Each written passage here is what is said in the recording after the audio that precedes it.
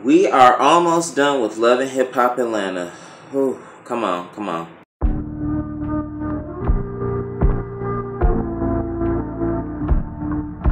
After Savannah stormed out on Joseline, her sister comes in and also Stevie comes out to check on her. Stevie is upset because he's upset that Joseline would even have the audacity to talk to an 18-year-old like that. I know, 18-year-olds, they're like, more independent youth. They can be out on their own, but still, Joseline, you how old? So yeah, you was definitely wrong for talking to Savannah the way you talked to her, and she was also wrong in some parts too for doing all that cussing and shit, so yeah. But again, like they said, I am glad that Stevie went out there to check on his own daughters and he took them and they actually left. I'm like, okay, cool. Tommy is working on a logo for her Ladon wine. I'm like, okay. Tommy comes up in there to check on her and basically they're telling her about Jamaica and everything that happened on the trip. Tammy was like, well, me and Di made up, so I would love it if for you two to make up. Is that possible? Tommy was like, oh, okay, it can happen. Just, I ain't got time for the foolishness. If that bitch wanna pop off, we can pop off. Then Tommy started talking about her and her mother. The relationship has been really rocky lately. She just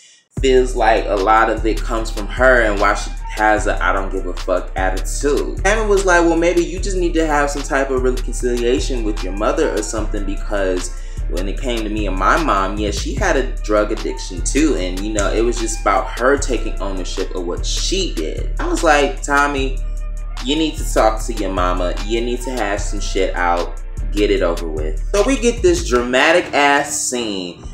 They making it seem like Kirk finna go take the fucking DNA test. Because Logan and Jasmine, they doing a DNA test, which about damn time. But Kirk wanna sit up here and go get his damn lawyer, trying to lawyer up, making sure all his shit is good. I'm like, you know what?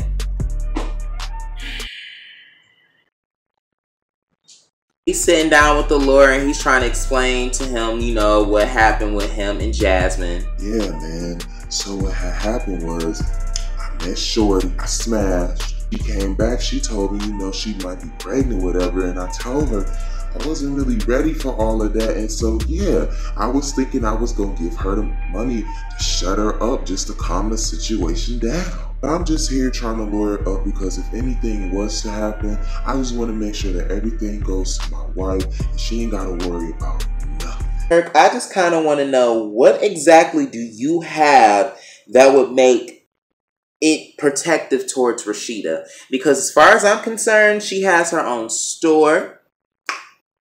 And I'm pretty sure she might be getting some little moolah off music. I don't know. What exactly do you have that can really protect Rashida? I'm gonna get on you in a minute. Hold on. He's all saying, she does want to divorce me. Everything can go over to her and, she wouldn't have to worry about any problems with Jasmine trying to sue or take anything. Nigga, again, you just don't want this baby to be yours. I'm pretty sure it is.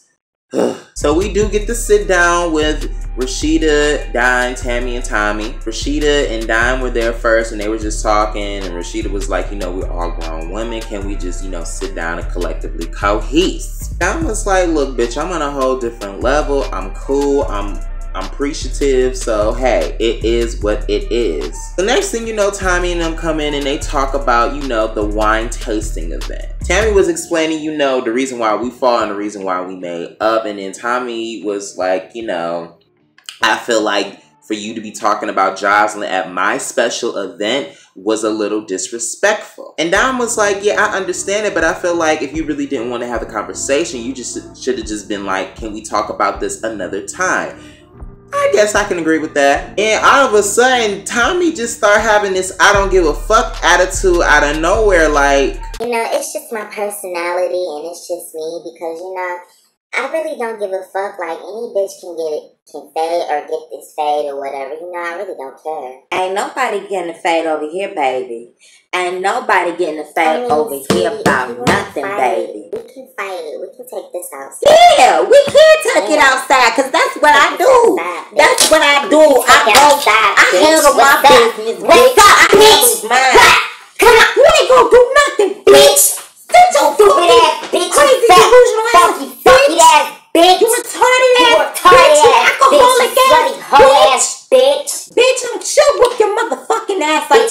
slow ass, you bum bitch. I'm like, what just happened? We was just collectively But I'm starting to like Dime more, and Tommy knows she my girl, so it's just, whatever. Savannah comes to talk to Mimi. They feel like Jocelyn is really poisoned for Stevie, and they hope she snaps out of it, yada yada yada. Move on. We get this little lunch with all the mamas of Love and Hip Hop. La la la. AK wants to invite all the mamas because Samantha needs some motherly advice. So they all get there, and Samantha's her problem is that she cannot communicate with her daughter. She hasn't hugged her in years. Mama D get emotional. She was like, damn, I can't even live alone like a couple of weeks, yet alone some years, a month, without ever hugging my babies.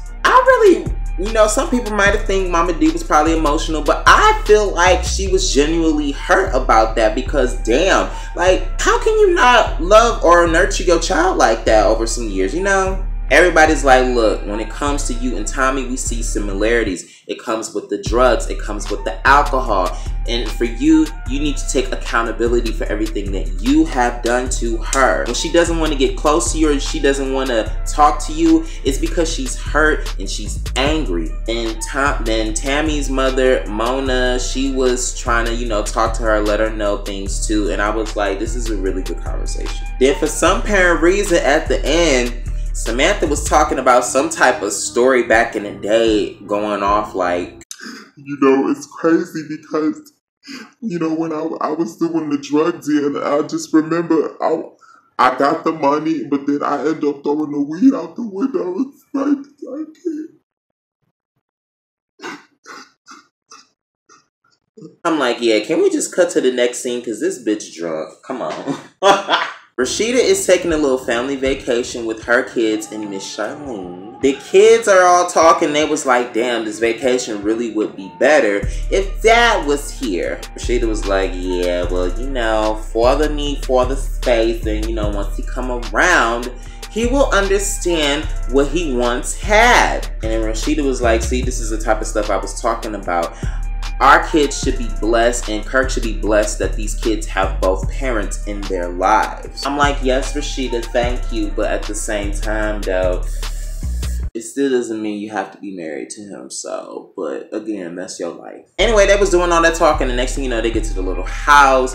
And this scene was so damn dramatic. I'm like, y'all had this shit planned. Y'all had this shit planned. I'm not even talking about the kids. I'm talking about the Love and Hip Hop cast.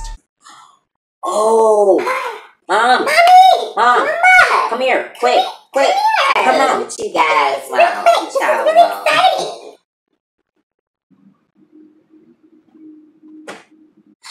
For the love of God.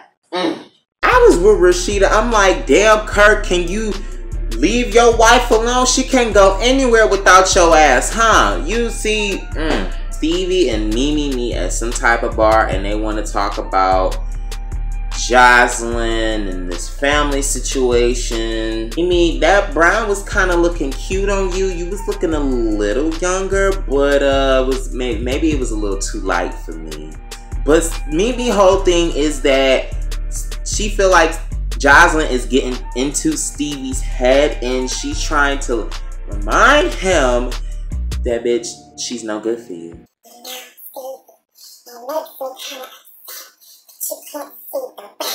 Or you can't see the vision that this bitch is giving off. And I can't believe that you brought this hoe into our lives. Jocelyn's going through some couple things. We're just having our space. You know what the courts told me about getting the protection over Eva? They said that Eva would have to be physically harmed in order for me to get the protection. Oh? Scooby-Doo, huh? I was like, well, y'all figured that out, so it is what it is with that one. So now we come back to Kirk, Rashida, and Miss Charlene. Mind you, the kids are outside right along with Kirk, and Kirk want to have the audacity to decide to talk to Rashida about the whole situation that's been going on this entire season. So, Rashida, I just wanted to let you know you know, with our situation, whatever is going on or whatever we're going through, I just want to, let you know. So these papers are, you know, whenever you decide you want to get a divorce. Can I see this real quick? Please, Dad, please. I'm gonna take the kids upstairs. I'll be back. So, Kirk, you mean to tell me that was the perfect time for you to pull that shit out in front of your kids? Woo, you was such a dumbass. He's trying to sit up here and talk about business and money and stuff. Miss Charlene hit it right on the nose. She was like, okay, all this business, all this bullshit. What's most important right now is you getting that DNA test. Here's where Kirk pissed me the fuck off because he want to get smart with Miss Charlene. No, what's not important is nothing. It's about my family. No, and it's what about is important is about taking that damn test. Because you can't just slip and slide your way out of this DNA. You need to find out that child is yours. Answer my question. Answer my question. Answer what I got going on. Matter of fact, you can be dismissed. You don't even need to be here. I've been in a marriage for 20, 30 something years. I know what it takes. Y'all do this every time, dog. Every time. Rashida was just sitting there looking at them papers while her and her mama was arguing too. And then also in my mind, I'm like, Kirk, what do you really have a good reason to be upset about? Let me know so I can find out and I can work with you on this, because as far as I'm concerned, you ain't got shit to be upset about, bruh. One man to another. Child, that was the end of Love and Hip Hop Atlanta. I really think I'm finna cuss Kirk out next week because now he want to sit up here and go off on the cameras on everybody talking about, man, all this camera stuff. Fuck Love and Hip Hop. Fuck all of this scamming stuff. Stop messing up my family. So you mean to tell me Love and Hip Hop messed up your family? Or did you mess up your family with the constant cheating, the constant lies, the constant getting bitches pregnant, the constant leaving, constant everything, and Love and Hip Hop is messing up your family? Bruh. You know what? Next week is the season finale. Come on. I'm just ready for it because that shit. Go and like this video, subscribe below, and I'm going to check y'all next week for the season finale. Bye. Percocet, Miley Percocet, Miley